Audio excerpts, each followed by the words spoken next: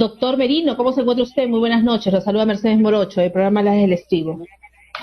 Muy buenas noches, Mercedes. Es un placer, doctora, estar en su programa y poderme dirigir a toda su gran audiencia y esa calidad de programa que usted tiene con veracidad y objetividad.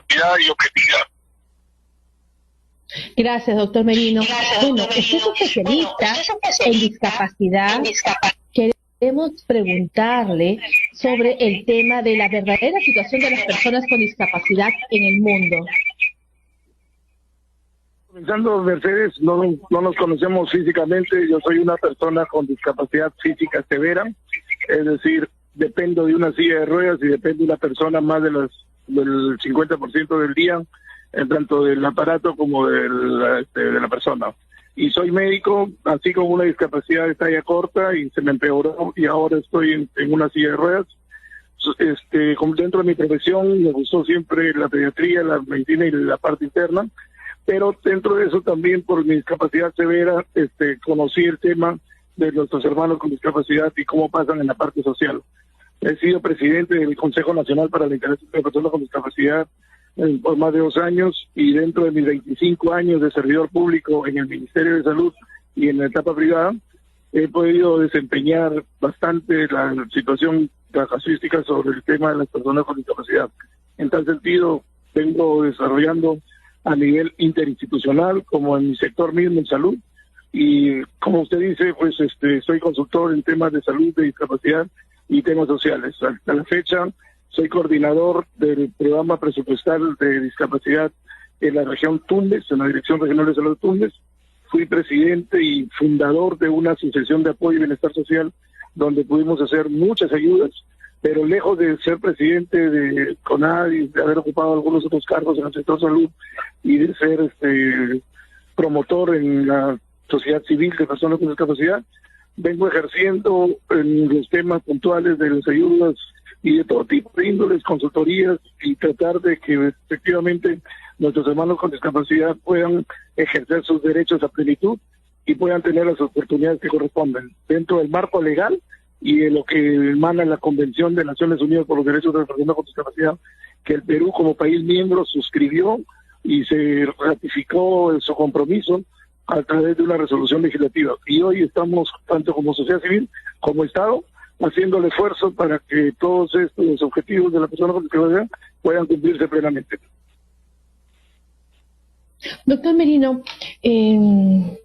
existe un gran porcentaje de la población que sufre o que tiene discapacidad. Entonces son personas con discapacidad.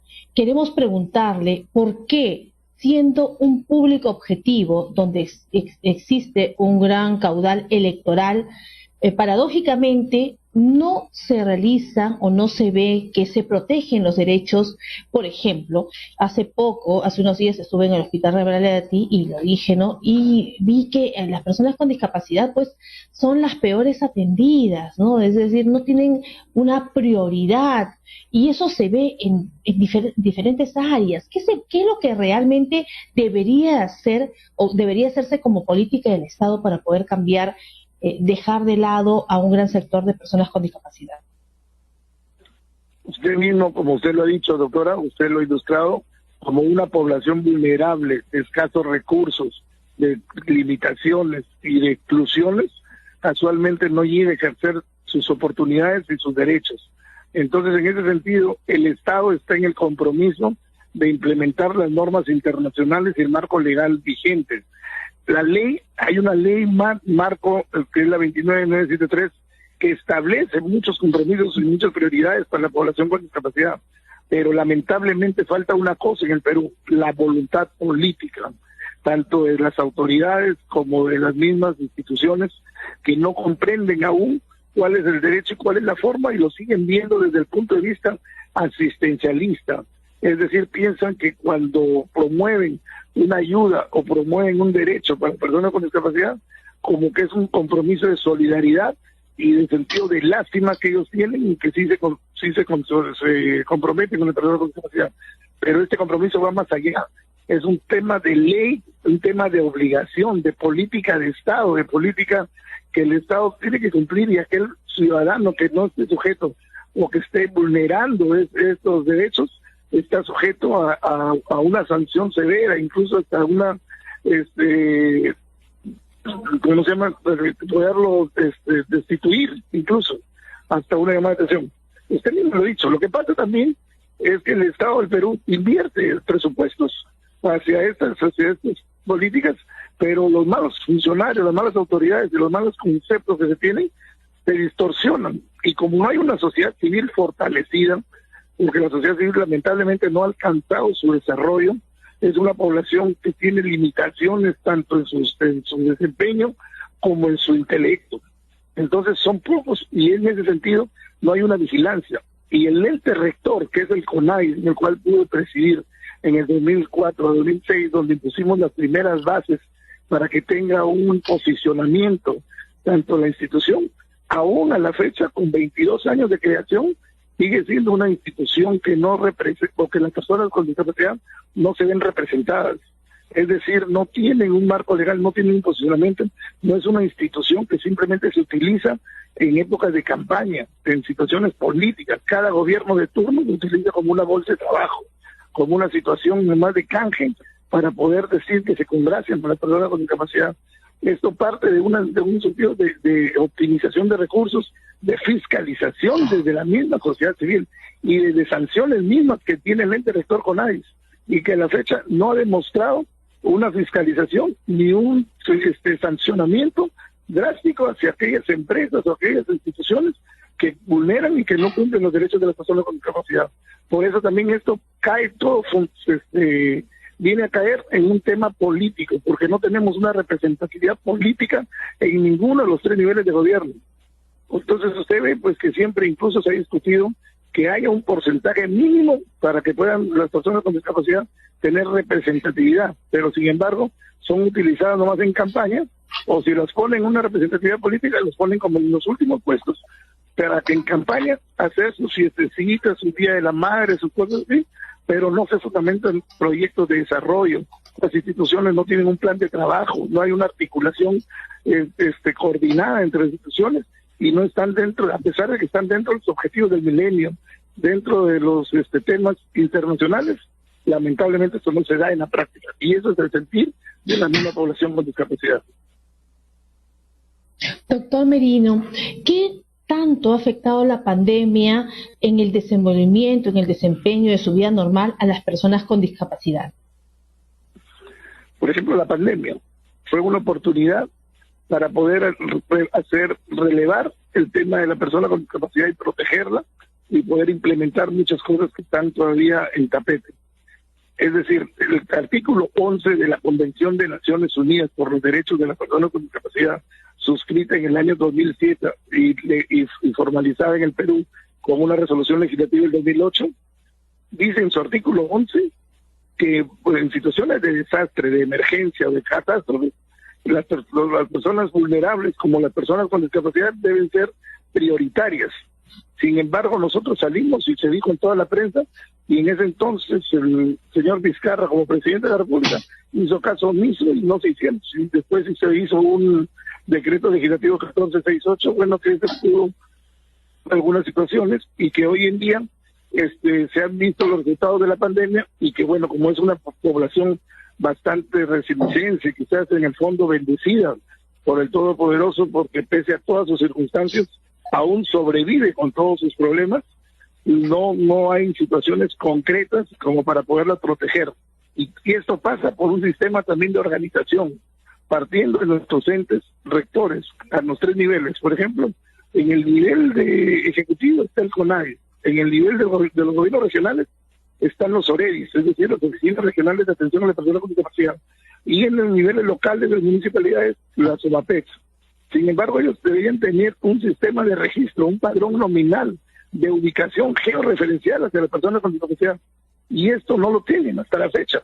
Y ahí está el resultado, por qué las personas con discapacidad se quejaron y demandaban sus necesidades, diciendo que incluso ni siquiera los bonos de pandemia que fueron inicialmente entregados a las poblaciones más pobres fueron entregados para personas con discapacidad, cuando hay una situación que se conoce ampliamente de muchos años y que siempre se repite. La discapacidad es un círculo vicioso con la pobreza. Y si queremos combatir la pobreza, tenemos que darle atención a esta población con discapacidad. Porque es más, es un sinergismo que hay. Mientras más discapacidad hay, más pobreza va a existir en los países.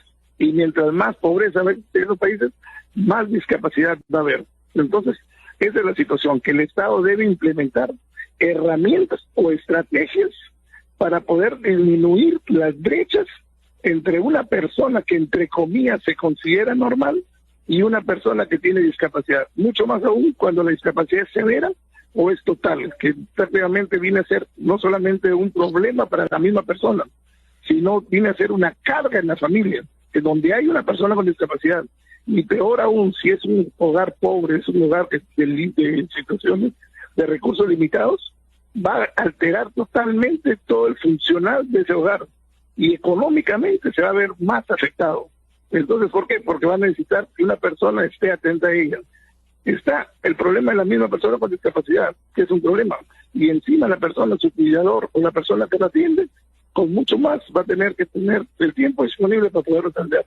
Entonces usted se imagina toda la crisis que puede tener. Es una problemática. Así es, toda esta problemática es hasta ahora no se conceptualiza y no se implementan bien esas herramientas para disminuir esas brechas. Porque la discapacidad no viene a ser una enfermedad, no todos los que son enfermos, los que padecen de algo son discapacitados. Simplemente la discapacidad es el resultado de la interacción entre las deficiencias, las dificultades que el ser humano tiene para poder participar en la vida diaria en condiciones similares que una persona, entre comillas, es normal. Por ejemplo, si tenemos un régimen de escuchar, o sea, un estándar de escuchar, o un estándar de poder visualizar, de poder mirar, o un estándar de cuándo podemos caminar, en la persona con discapacidad severa eso está muy disminuido. Entonces debemos implementar las herramientas. En una discapacidad física, ¿qué se implementa? Adecuar las barreras arquitectónicas, los alcaldes tienen que estar supervisando, mirando que las instituciones públicas tengan las rampas, los ascensores, la señalización, todo eso. Sin embargo, no hay todavía, pero si vemos una persona con discapacidad visual, se deben implementar los métodos de comunicación, el JAWS en la computadora, el sistema remoto, el sistema braille, para que pueda la persona con discapacidad visual poderse integrar a la sociedad, incluir de la sociedad y no ser marginado. Entonces, en la estas situaciones de implementación, así es, estamos considerando la inclusión en esos sistemas, estamos disminuyendo esas brechas y estamos dando oportunidades para que esa población con discapacidad pueda ejercer plenamente todos sus derechos. Y lo anecdótico, doctor Merino, es que cuando las personas que sufren de discapacidad o tienen discapacidad acceden a un puesto de trabajo, lo hacen de verdad muy bien. Son los primeros en llegar temprano, son los que se desempeñan extraordinariamente bien, a diferencia de los otros que, entre comillas, no sufren de discapacidad, pero que no hacen todos los méritos que hacen las personas que hacen un doble, triple, cuádruple esfuerzo, porque a veces para llegar temprano, imagínense ustedes, señores, tienen que tomar sus micros, y a veces los micros, estas combis, etcétera, no quieren ni parar. Los ven y se van porque saben de que, entre comillas, tienen que ayudarlos a subir como debería de ser, pues, ¿no? Eso es tener un poco de empatía con el prójimo. Aquí en este país, lamentablemente, lo digo todos, existe pues cero empatía con las personas que son de discapacidad. Tenemos que entender que ellos... Es un compromiso de la sociedad, doctor. Por eso, en tanto nuestras autoridades que no cumplen con hacer ejercer las leyes y poderlas viabilizar, es nuestra sociedad misma que fuera de no fiscalizar, de no monitorear, no son sensibilizadas ni concientizadas. Entonces, mucho más aún, ahondan el problema. Es por eso que es un trabajo integral de la sociedad, donde la discapacidad no está en la persona, la discapacidad está en las barreras de la sociedad que no perciben cuál es el contexto para poder dar oportunidades. Y lo que usted ha dicho es totalmente, incluso superficial y a veces en general, pero hay otras situaciones más, donde cuando se creó el porcentaje para el trabajo de las empresas, para que la persona con discapacidad tenga oportunidad laboral, no lo cumple. La primera que pegó el grito fue la CONFIEP, y pensando que iban a hacer una carga, contratar personas con discapacidad, cuando al contrario, deben tener perfiles técnicos donde deben tener sus empresarios y saber en qué puntos de su empresa adolece de ciertas circunstancias para contratar ahí una persona con discapacidad que va a ser más efectivo que una persona que no tiene discapacidad, que entre comillas es normal. Por ejemplo, le pongo, en los telefonistas, en las centrales telefónicas, en las catadoras de vino, en las catadoras de tacto, en alguna situación, una persona con discapacidad visual desarrolla mejor trabajo que una persona que tenga todas sus funciones y sus cualidades enteras. Entonces, es visto, una persona donde no tolera en la audición los ruidos molestos, donde hay motores, donde hay ruidos que te perturban, una persona con condiciones normales se va a tener que retirar fuera de su trabajo, estar entra y sale porque no tolera. Pero lamentablemente el trabajo le exige estar dentro de esos ruidos.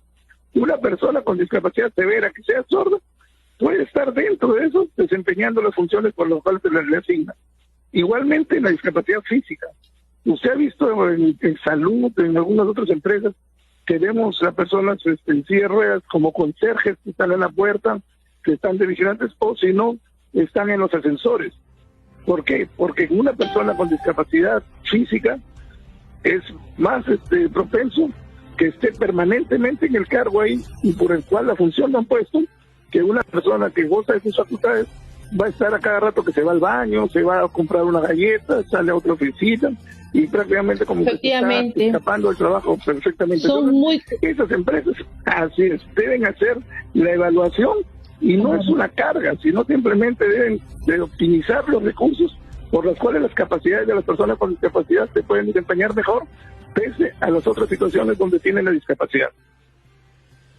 Doctor Merino, le agradecemos mucho la participación en el programa, lo comprometemos en una próxima oportunidad porque en este canal nosotros siempre hemos visto los derechos de las personas con discapacidad, la problemática, sobre todo sentar conciencia en la población y en los empresarios que el contratar a una persona con discapacidad, de verdad que yo he conocido personas que como dicen, me equivoqué y hoy en día están contentos porque tienen a sus mejores trabajadores. Propiciemos nosotros contratar a las personas con discapacidad. Muchas gracias, doctor Carlos Merino. Para una próxima oportunidad seguimos tocando este tema tan importante.